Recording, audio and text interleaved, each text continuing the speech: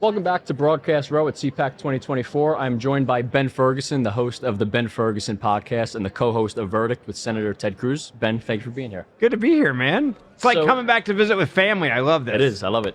So a year ago when you were here, you talked a lot about the 2024 Republican primary race. You were one of the first to predict Governor Ron DeSantis would run. Yep. He obviously did. He has since suspended his campaign. Tell us what you thought about how his campaign in particular was run, how the whole primary unfolded, and what you make of it now. Yeah, I mean, there's a lot of people that took a lot of crap that were in and around his campaign, saying that they ran a bad campaign. I don't think that you could have had the Pope run that campaign and it would have done any better. Sure. For two reasons. One, DeSantis is the great candidate as long as Trump's on the ticket. And as soon as Donald Trump got indicted, the Republican Party, and even those that didn't love him necessarily, but like we're still Republican, were like, all right, I'm going to get behind him again because he's being politically persecuted. This is BS. And they're indicting him all over the place. And there was no one in this primary that was going to beat Donald Trump because the stars aligned for him to clearly be not just a nominee because he's a former president, but because once Donald Trump got attacked and once the deep state came after him and once the indictments came in, how absurd they were and the two tiers of justice with the Biden crime family, comparing it to Donald Trump, there was no one in American politics who was going to beat Donald Trump in the primary. So I kind of feel bad for DeSantis because I think he shot his shot, but he shot his shot at a moment where there was no goal, right? You're just shooting in the air. Sure. And so you're not going to score. It's like throwing a pass to an end zone that doesn't exist. And so unfortunately for him, I think he'll be fine. He's going to be back there focusing on what he's doing in Florida. And look, a lot of people, you can get a second chance. And I think the American people, when Trump is gone, will look at him differently. So I don't want to get too much into 2028. Obviously, we have 2024. Yeah, because we got this one in front of us. But go ahead. So regarding his future potential in the party, obviously he'll be leaving office as governor in 2026. You do feel that in that scenario, a lot could happen until then. But do you think he will likely be someone who the party looks to? Look, I think he's going to run again. Sure. I don't know if he's old news by then. That's part of these presidential news cycles. There's so much coverage 24/7. And look, voters in both parties like something new and fresh. If you don't believe me, look at Barack Obama. If you don't believe me, look at Donald Trump. I mean, no one was looking at Donald Trump when he came down that escalator. People were like, what's even happening right now? People like a new and fresh product. It's like the new iPhone. You want the new one, right? You know, a new movie comes out. You want to see a new movie. You don't rent the old one. It's just people like new and fresh, and there's candidate fatigue that we see now that we've never seen before because of social media, oversaturation. It's honestly part of what hurt Donald Trump in the last presidential election cycle. He was so overexposed that I think people just got annoyed by seeing Trump everywhere. I think Biden's dealing with that as well right now. And I think it's harder for people to get excited about you when they feel like they see you every single day. Sure. So you mentioned Joe Biden. It seems like nobody is overly excited about him. We've been hearing I don't even think Joe Biden's excited about Joe Biden. I don't think he is either, to be honest. If he's the president or the vice president or a Jill? senator. Yeah. That's it. I don't think Jill. Have you seen Jill walking around like the old folks home? I don't think she's excited about Joe Biden. I guess nobody looks all that excited. Yeah. But so everyone's been talking almost from the time he came into office in 2021, I should say. There were already chats about, will he be the nominee in 2024? Who do you think will be the nominee? At this point, there's so many things that happen where he might be pushed aside, and then it seems like they're running cover for him. Who do you think the nominee will be, or what are your thoughts in general? Well, I think the Democratic Party right now is trying to offload Joe Biden. I think they have a huge problem with electability. I think they can see the cognitive decline.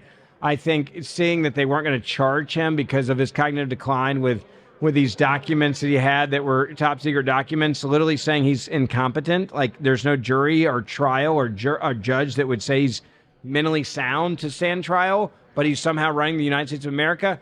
That was a knife in the heart of his political future and his campaign. With that being said, you're also dealing with an erratic, stubborn old man, and there's no one worse than telling an old person they're too old to do something, right? I mean, I laugh because I remember going back to when my grandfather, and he dealt with Alzheimer's, when we knew we needed to take his car keys away from him. I mean, it was World War III. Like, he was ready to go to war, and he fought in World War II, so he knew what it was like to fight. And that's what you're dealing with. You're dealing with a completely irrational older man whose family, I think, is actually taking advantage of him. They need him in office. They need him to get reelected to protect the Biden crime family. And I think they know that if he's not there, that all of them are open up to major issues with the U.S. government and major crimes that they've committed. And so they have to keep this man propped up. I also say this, Democrats just want to win. Fetterman is a great example of that. They knew the guy was incapacitated. They knew at that moment in time he shouldn't be a U.S. senator, but they wanted to win. They weren't going to let a Republican win. So if we get past and I think there's a special date everyone needs to look at, I still think there's a 50% chance, maybe 60% chance that Michelle Obama ends up being the nominee. I think they could replace him at the convention, Democrat convention. She wouldn't really have to run a presidential campaign. You're talking 2 months and some days until Election Day after that. I think she would also be able to say, I'm not going to debate Donald Trump, and no one would criticize her for that in the media, which means it's not a story.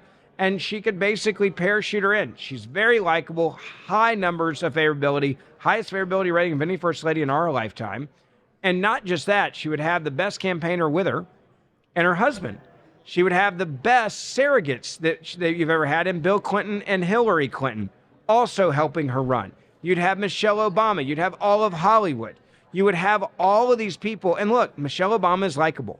And that's where I see the Democratic Party going. I said that 6 months ago. And people said, you're crazy. Well, guess what? Now you can bet on Michelle Obama being president of the United States of America and bet on her being the nominee of the Democratic Party in Vegas. So I'm not crazy because now they'll take your money for it. Well, you have a track record. You were ahead of the curve last year, so no one can dismiss that now. I want to ask, obviously the Obama name has some appeal for that side of the aisle.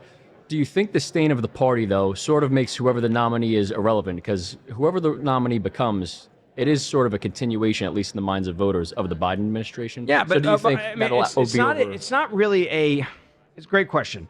It's not really a continuation of the Biden administration.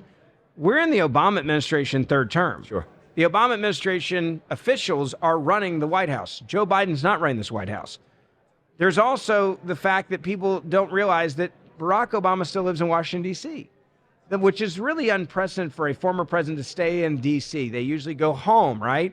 They get away from it. They let the other guy be president.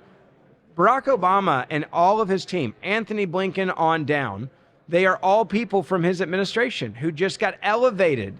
If Michelle Obama was to become president, I don't think anybody would change personnel-wise in the White House because it is Obama's White House right now. It's not Joe Biden's White House. Very true. So I think at one point, actually, there was, I believe it was 76% of the Biden administration was filled with former Obama administration staffers. So you're spot on. It could be even more at this point. Speaking of the election, though, third parties, we have Jill Stein running, Cornel West, RFK Jr. Obviously, they align more with the left. It's likely that they're going to take more of the Democrat vote than the Republican side of the vote. How big do you think that will be in this election in particular? I think it's going to play virtually no impact. I really don't. Unless there's a massive influx of money and RFK goes to the right, as a libertarian-esque kind of guy that could hurt Donald Trump a little bit.